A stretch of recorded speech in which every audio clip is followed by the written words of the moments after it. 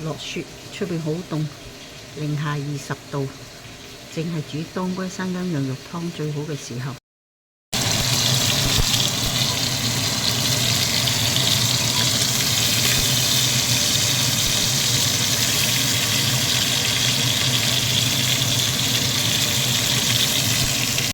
三味材料：羊肉、生薑、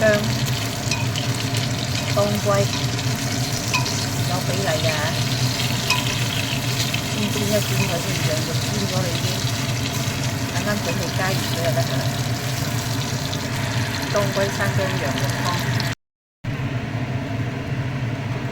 加咗水啦，等我加滿佢先。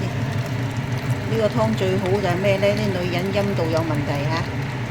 什麼子宮頸癌啊、陰道炎啊、白帶多啊、痕啊，飲佢係冇事，一個冬天飲佢2-3次。係子宮唔好啊，不宜懷孕啊，呢啲一飲佢就冇事啦。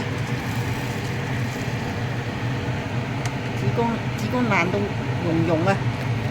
你飲佢你都會懷孕。